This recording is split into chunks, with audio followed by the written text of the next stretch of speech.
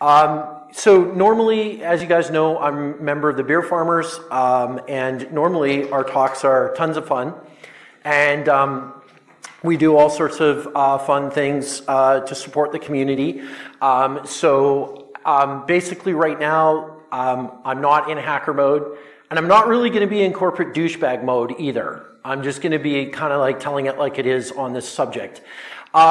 Just a few things quickly about me. I'm pretty active on Twitter. I think a lot of you follow me. If you're in information security, I highly recommend you go on Twitter. It is a good resource. And, if you follow the Beer Farmers, we got your back if you run into a troll problem. I've been involved in information security since DEF CON 9, which for those of you, I believe it was DEF CON 27 this year. So I've been around for a while and I've seen a lot of things. And I like to say I was in the room when the commercial internet gave birth, which is kind of true because I remember dial-up and all of that silliness.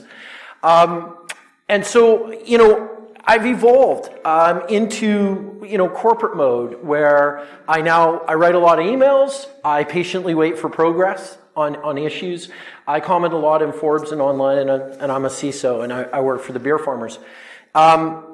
So a couple of observations I want to share with you guys before I get into the meat of this presentation, which is really about my feelings about global climate change and IT systems, all right, which I realize is kind of a pretty broad topic.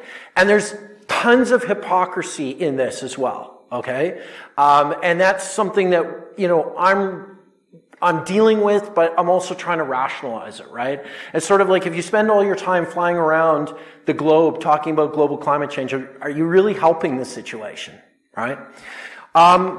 So we have an image problem in information security. It should come as no thing. We've got hacky, scary hacker, which is me, by the way, if you can't tell.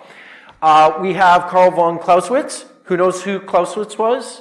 Big time Prussian general, yeah. And then we've got Sun Tzu. For a couple of reasons. One, it's mandatory to have a Sun Tzu reference in an information security presentation. But also, he's a 15th century Chinese warlord. So this is a problem because when you start rolling out all the military, and again, first hypocritical thing, I'm ex-military, but when you start rolling out all the military jargon in cybersecurity, you lose a lot of people that haven't been in that environment, okay? So I tend to try and use in my presentations role models like Alan, right, and Ada Lovelace and Hedy Lamarr, who without Hedy Lamarr, I wouldn't hate my Bluetooth rigs on a daily basis when they cut out on a conference call for no reason whatsoever, right? But to be honest, we have some great role models. And what I'm really asking you to do is when you start doing presentations and stuff like that, think about a more positive message and some of these role models, as I try to get this to work again. Yeah. To use in your presentations and to use as mentors. Come on in, folks. I'm just starting the preamble. You haven't missed any of the good stuff. Clearly, there was a train issue, which I will use this joke, okay? So I've been on a lot of recent kind of like interviews and articles about national critical infrastructure, right? Especially transportation, okay? And so they're all concerned about cyber attacks, right, on the train system. I'm just going to say the train system in the UK is already messed up, okay?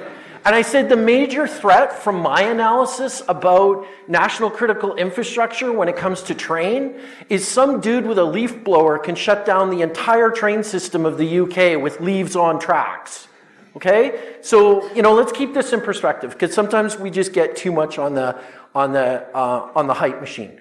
So what's SciJax? Well, SciJax is Rowan's new ghostwriting opportunity for our blog. Hey, Rowan, right on, dude. Appreciate that. But we do cyber threat intelligence.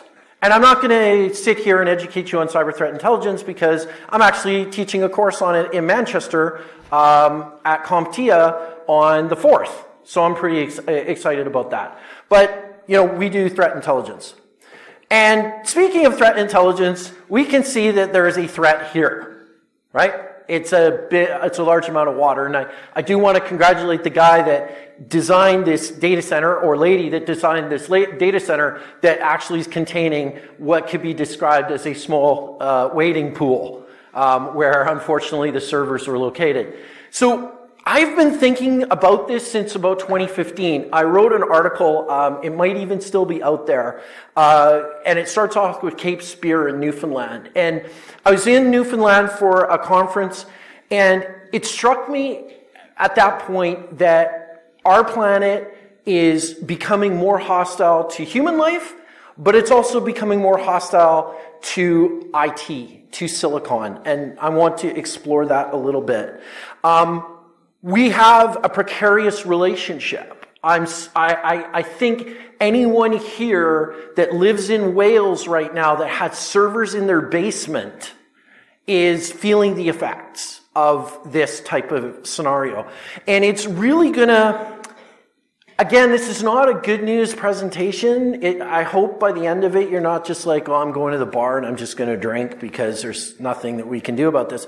There are a lot of things, because basically, I turned 50 years old and I went, I now have an opportunity to take my knowledge and turn it into wisdom, okay? And I need to impart to you, that next generation, that there are some issues that you're going to face in design, in resiliency, in career, and all those type of things that are all going to be, that global climate change is going to be transformational.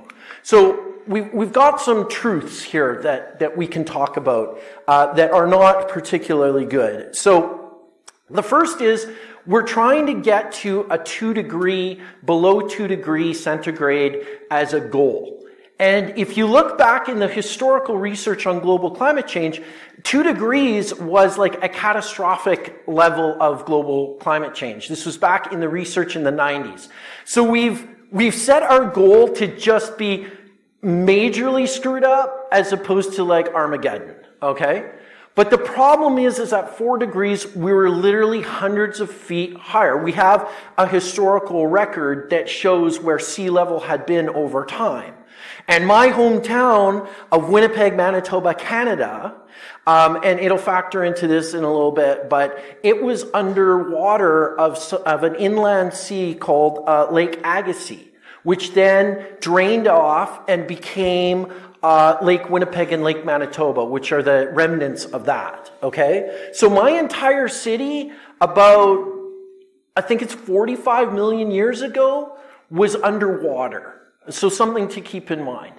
And then we had this, which is the really not good news things. 252 million years ago, the planet warmed by 5 degrees. Now, that released a whole bunch of methane that is 7 times more destructive to the environment than carbon dioxide.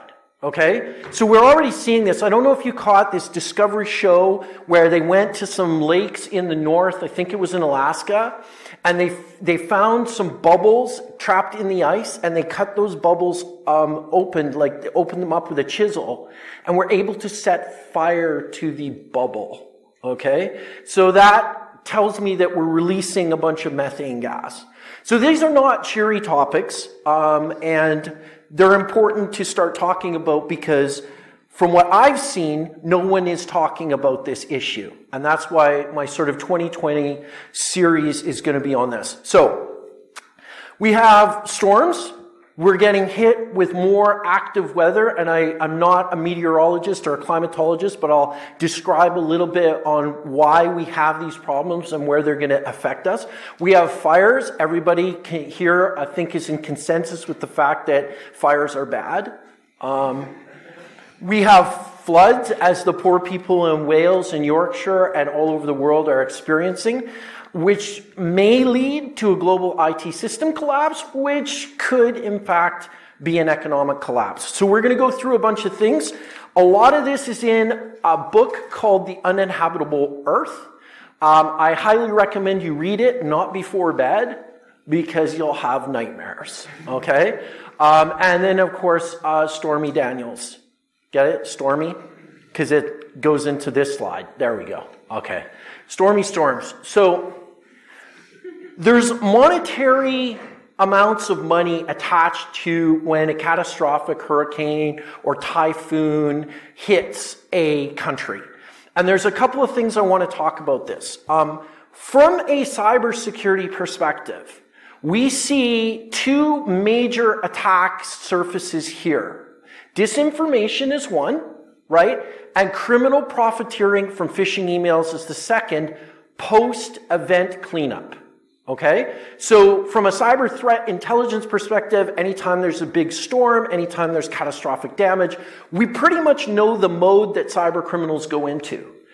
But from our perspective of major storms, who here in the UK has had a storm day where basically the rail system shut down, you had to work from home? Raise your hands? Yeah, okay. So if there's going to be more frequent storms, what does that tell you about the workplace and the workplace dynamics that you're going to have, right? Not to mention the reliability level of the trains and airplanes in this particular country, right? There's going to be more working from home. So there's going to be more requirements from an IT perspective to do that securely and stably, right? I've been recently watching a lot of people melting down on Twitter over Adobe Lightstorm and their cloud-based offering, which apparently when you're generating like 4K videos is kind of difficult to do without, the bandwidth of GCHQ to process. So we're going to see stuff like that. And we're seeing a lot of damage from this. And here's a really interesting thing from this storm, that 7.5 million people went without power, okay? That's got a huge economic impact. I mean, if you can't power anything, you're going to be in real trouble. And the other factor here was in New York and New Jersey, storm surges were about 14 feet above average low tide. Okay? So what does that really mean? It means all of that critical infrastructure from transformers and the demarc points for like your DSL connections and your infrastructure related to IT services gets basically turned off, right? Because of water. And we'll talk a little bit about how destructive water is in a bit. But the other issue here is that this all takes a lot of time and effort to put back together after it gets wet, okay? And in fact, what we're seeing is salt water is very corrosive. So in a lot of cases, when you get these storm surges, it leaves a bunch of salt water which corrodes rapidly, right, into infrastructure requiring all of its replacement. Right? It's so bad that it can sometimes take weeks or months to get some of these large transformers back in operation because we just don't have them stocked away, right? We have to either build them and transport them or clean them and get parts. And we have this whole ecosystem, and I'll talk a little bit about that. So there's been a lot of talk about innovative solutions, which I think this one was the one that I was really kind of taken aback from, okay? The fact that they think for 250 billion and 500 billion, we can just like dam the North Sea, okay? And so as the Atlantic Ocean rises, the North Sea is going to stay the same, okay? Now, can anybody see what a problem that would be? I mean, it's great if you're living on the south side of the UK, right? Facing towards France and Germany, but maybe not so great on the other side, okay? So again, I don't want you as taxpayers, as consumers, to take this kind of, I'm going to say, bunk and suggest that, yes, this is the solution for global climate change and sea rise, is by building a giant dike for only one piece of ocean in the entire ecosystem. I thought this was the most ridiculous thing I'd ever seen. Okay, so we have another problem. The Amazon, we set it on fire. Australia, we set most of it on fire. Good news, we have 6 more continents to go. So that's all good. We have another problem though, and this is like, so you look at that and you're like, okay, that's where I used to work from home, So where do I work now? The impact of these kind of disasters is huge. Not just from the pipes in the ground issue, which I'll talk about in a second, or the infrastructure that needs to be replaced. But we also find that in catastrophes like this, the cell phone networks quickly get overloaded and fall apart, like at an Ariana Grande concert, okay? Where it takes half an hour to send a text message. So our problems here is that we are living in a very precarious situation where fires and wildfires can come upon us very, very quickly. And again, this is now from the cyber threat intelligence perspective, is getting that warning out to your employees that something bad is happening. In a lot of cases, these people had between 30 to 45 minutes of notice. That's not very much, okay? And so we're finding that as global temperatures increases, as we have these more extremes in temperatures, our infrastructure and our builds are not holding up. So as an example, one of the major problems that they had in the post-fire here was it got hot enough to melt all of the plastic pipes in the ground. When this particular ABS plastic melts, it produces something called benzene, and benzene is very toxic to humans. So you have, in addition to this and cleanup costs, you can't just like go in, plant some trees, plant some grass, rebuild the building. You literally have to dig up all of the old crappy infrastructure, okay, and put it back. So this is why it takes a long time to get things back on its feet after you have a fire like this, okay? You have environmental problems. So floods, a little bit about floods. So literally this is the lobby of Verizon, and I'm sure they got a lot of tech support calls about their DSL not working, okay?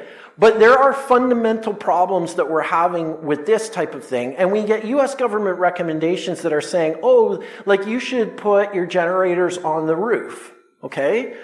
You know, this is all kind of well and good, but the infrastructure that you have to keep going comes in these cables and conduits in the ground. So having a generator on the roof is very short-sighted because what are you going to be powering? Like nothing, right? So it'll all fall apart. So this is one of the issues that we have, is that we need to build infrastructure that is resilient, is capable of delivering service under these type of conditions. And we'll get into kind of a problem, and this is what Miami is going to look like in 2030 or 2050. All right? Now, Miami is an interesting little bit of a problem that I'll get into a little bit later, but as we can see, this is probably not good for the streetlights because you have no streetlights to see there, right? And of course, anything with a foundation is going to be in really rough shape. So if we look at the UK a little bit, we can see that Clacton-on-Sea becomes Clacton-in-Sea, okay? And this is a big problem. And I'm going to get into this, why this is a big problem in a second. Yeah. So this is the big one here. So this is what New York would look like by about 2030 to 2050 again. And you can see a big portion of it, the blue, is the water, okay? Now, a 3.7 degree warming of the global temperature, it's estimated would cost us over 550 trillion in costs, right? Now, the entire global economy is about 225 trillion. So this is a problem. Now, who here's seen the movie The Big Short? Okay. And that was about property values and housing prices and mortgages. Okay? I'm going to blow your mind a little bit on how this problem has manifested and kind of suggest to you that we have another major problem. So Rowan can help me participate here. So Rowan Insurance Organization, okay? Rowan is one of my clients. I am a giant insurance organization, okay? And right now, I have insurance policies on all the buildings in the blue area, okay? Now, let's just pick a number and say I have $10 billion of risk, all right? Because I have to pay a whole bunch of people if these buildings go underwater, All right, now let's keep in mind that little stat that I threw out there about 14-foot storm surge, okay?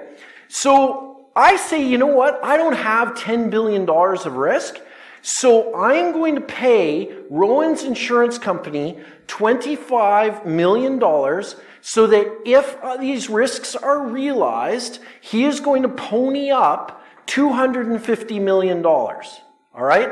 That's called diversifying risk.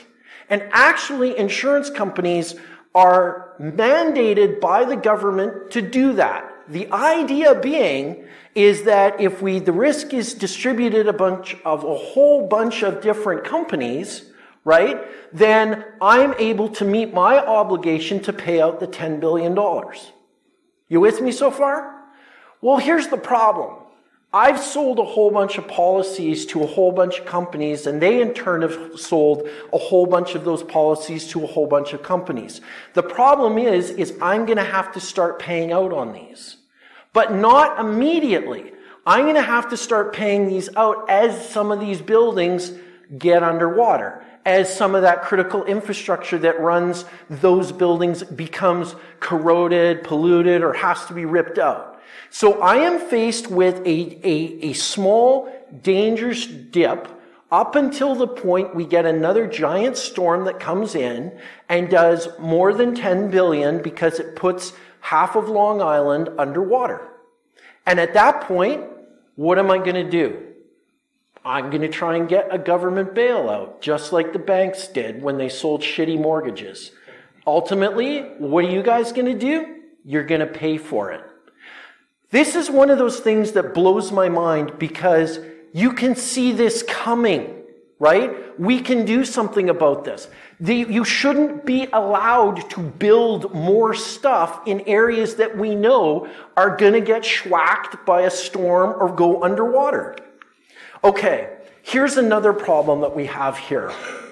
Crop failure. We know that the planet is changing, but yet we're doing the same things, okay?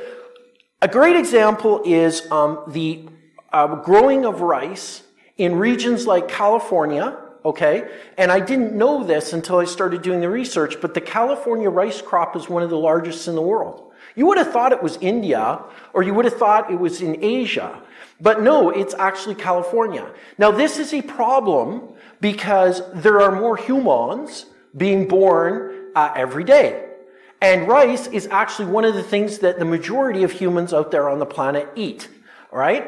So if we have crop failures, it has massive repercussions because hungry people do angry things because they're hungry. In fact, that's one of the reasons when I was actually in the military, they could get us to do a whole bunch of things, is they made us super angry all the time. And one of the ways to make people angry is not to feed them, okay? But this is an interesting stat that came from my homeland. 1.9 billion in losses in 2018 was the fourth highest amount on record, not including uninsured costs paid by all levels of government, business, and individuals. So what is 1.9 billion? Well, think about this, folks. There are 35 million roughly people living in Canada. So take 1.9 billion divided by 35, and that's just the cost of dealing with a crop failure, okay? So this has a massive repercussion. And we have a problem here too, because we have 40% of the planet living within 100 kilometers of the sea. Well, fortunately here in Dundee, you're on a hill. That's good news, right? But you're going to lose probably that Victorian and Albert monstrosity that they built. Oh well, too bad. With the 10 quid coasters, right? Somebody was telling me about that. So we've got 6 million people currently living in coastal areas vulnerable to sea level rise today, and today's refugee problems are straining political systems. The Syrian crisis has created 1 million homeless people, right? UN projection for 2050 suggests 200 million climate refugees will move to more habitable climes. Unfortunately, this is a very habitable clime. All right? So this is a problem that will come to us. We know this is going to occur. This is not, somebody looking into their crystal ball going, oh, it may happen. No, it will happen, right? We're already seeing the effects of this. But then we get research here. Whoops. Well, let's go back. Yes. The question really on a lot of people's mind, and Bernie Sanders said this, he said that Syria is the first climate crisis war.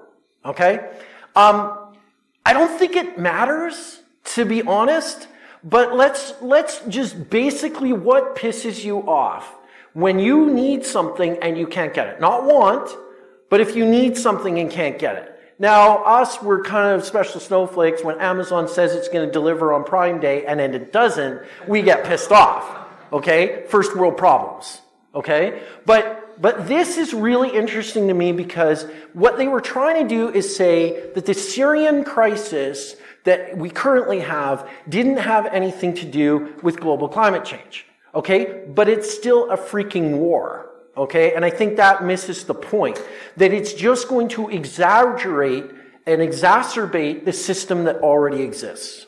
So I'm going to go to tech for a little bit, okay?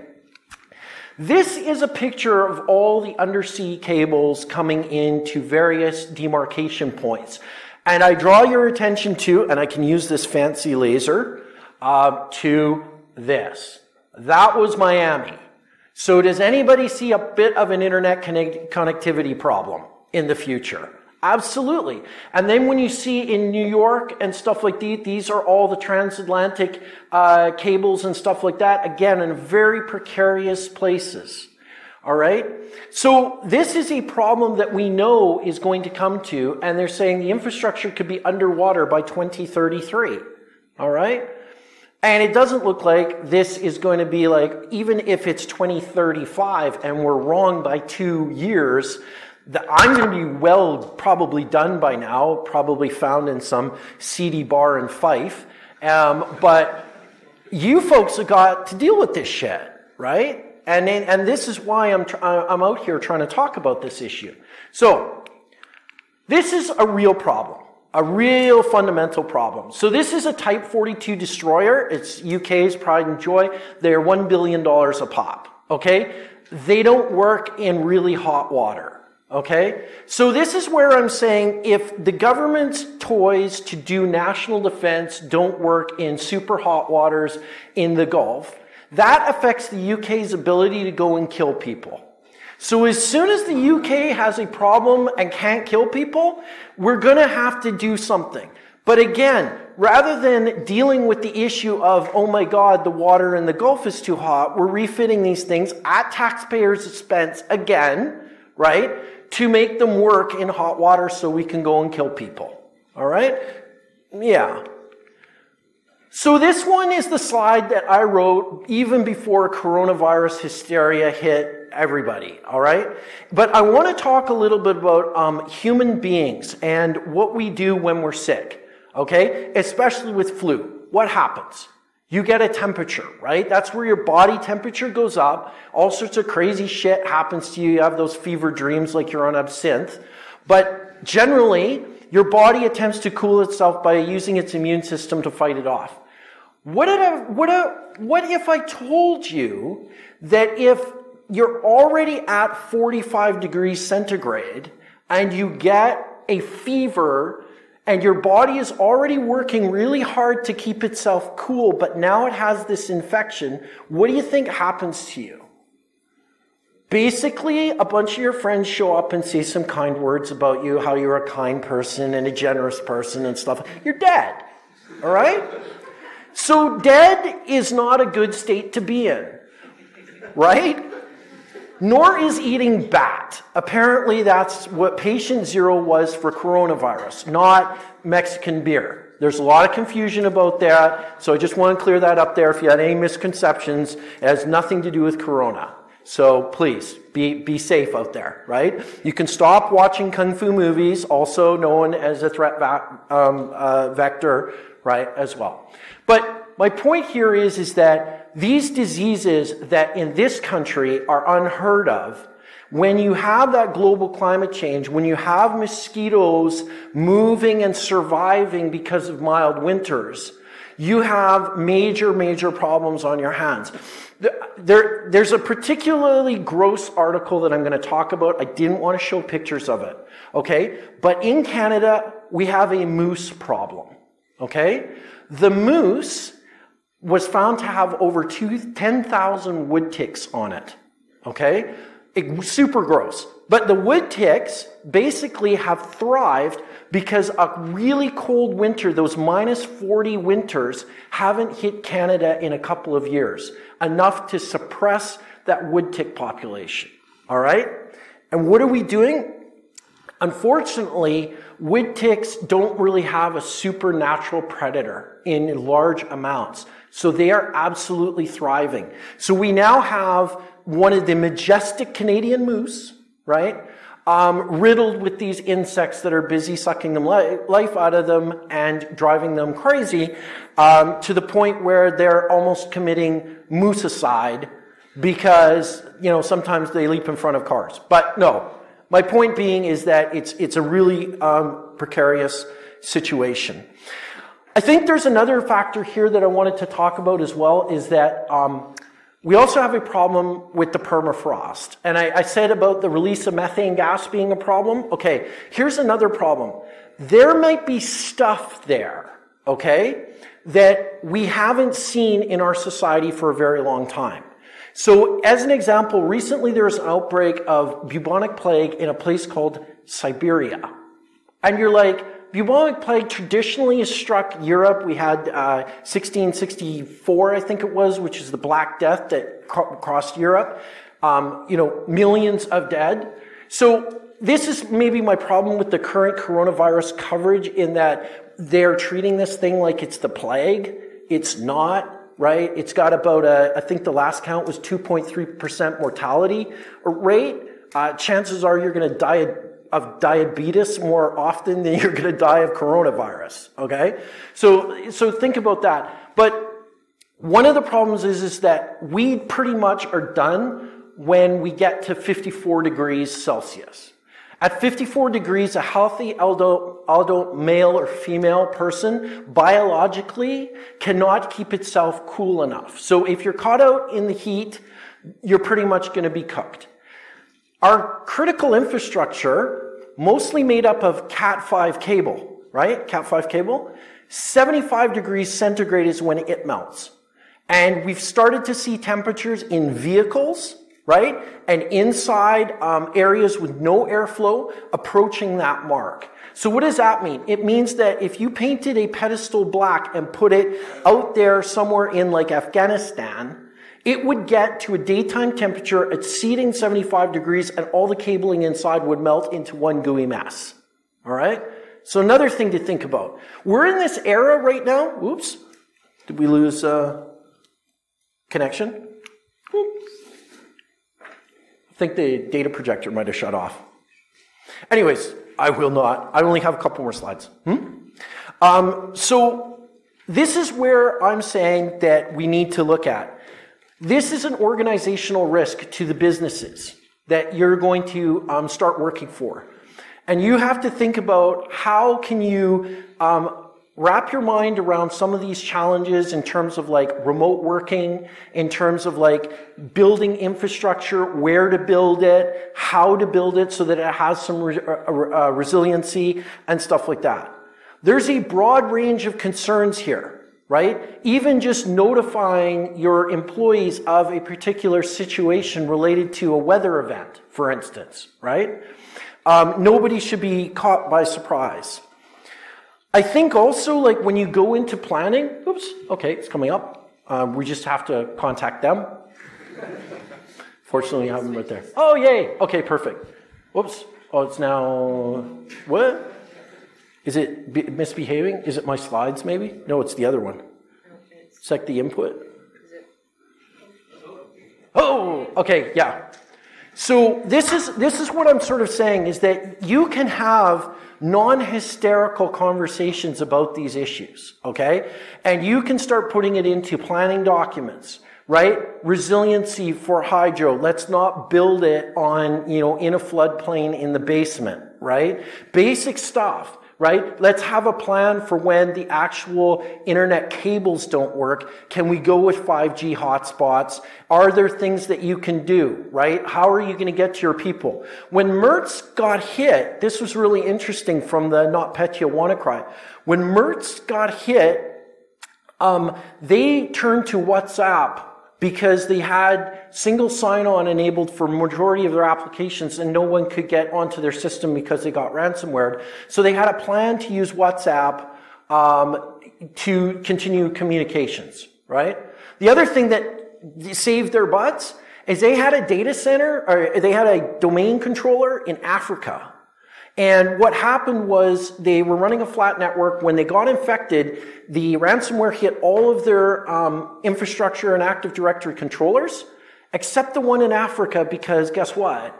It was down. It was on a saturated link, so the ransomware didn't get to it. So quite literally, they got super lucky in rebuilding their infrastructure.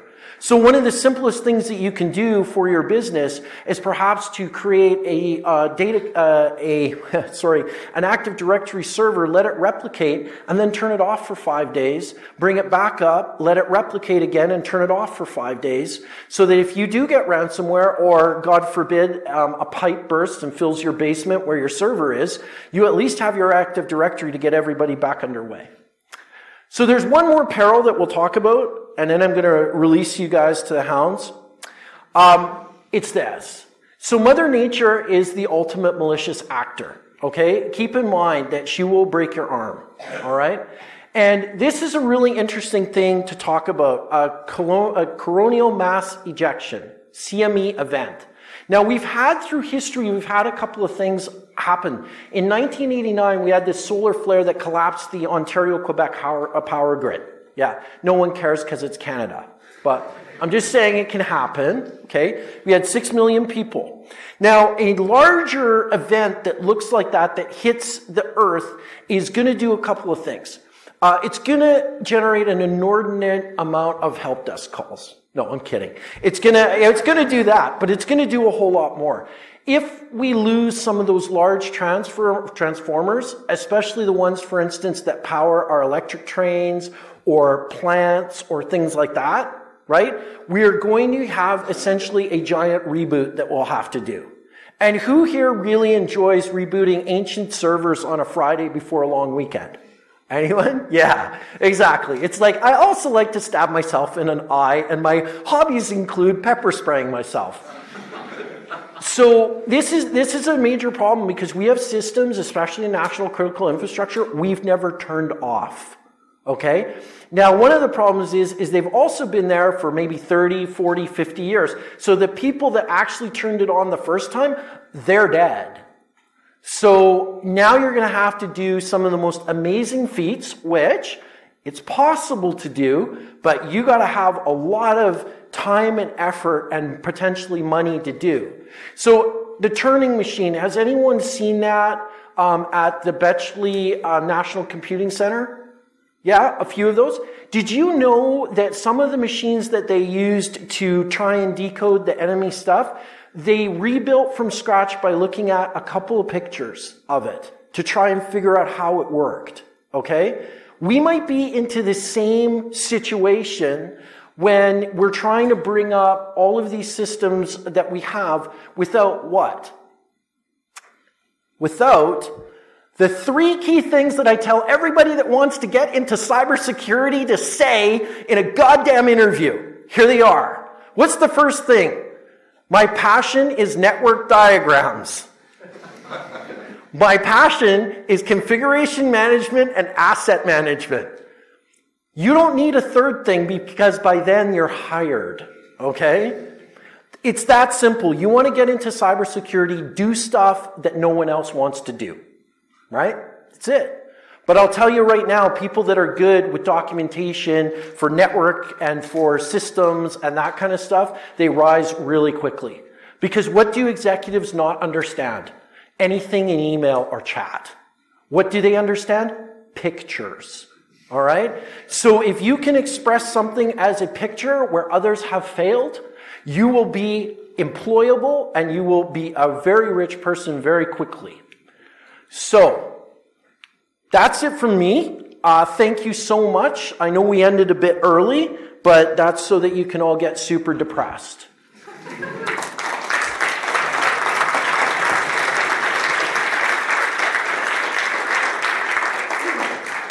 Question? On the flood insurance, it already is backed up in the UK government. It's called flood relief. Yeah, but one of the problems is that if I build my house in a place that gets flooded, right, and then I get insurance, it doesn't cover the cost usually of moving me to a new place or a new house in a place that doesn't get flooded. So there's a flaw in the system that allows you to continue to rebuild in the same place, only to get flooded again. And unfortunately, we saw that on the news on BBC where they're interviewing these poor folks in Wales and Yorkshire, I think it was, who would be like, "This is the 8th time we've been flooded." And I'm like, well, why can't those people move? And they're like, no, they get paid to rebuild in the same spot. Right? It seems counterintuitive. I'd be like, I will pay you more to never have to pay you again for flood damages. Like, here's an extra 100K. Like, by then, could you imagine making 8 flood claims? Like, how they even still get insurance is beyond me, right? Like, it certainly doesn't happen in North America. It's like usually a 1-hit or 2-hit deal, right? There were some other things that I didn't get a chance to talk about that I really wanted to, was one of the things about ocean cable and hurricanes. They no likey at all. And one of the problems is you get these wave actions happening. This is where, like, post-hurricane, you hear about, like, ships that have been unburied and stuff like this. Well, post-hurricane, you don't hear about the fact that some of these cables have been literally ripped out of their seamounts. And stuff like that. Now they're starting to bury them. They used to just kind of lay them across the ocean, and that also seemed to attract sharks, weirdly enough. There's some interesting footage of sharks attacking undersea cables. I guess they think they're like a giant bitey, food type source. Anything else? Other facts from my mind will spill out as we go on. Any other questions? All right. Let's not build data centers where? In basements. All right, guys. Thanks.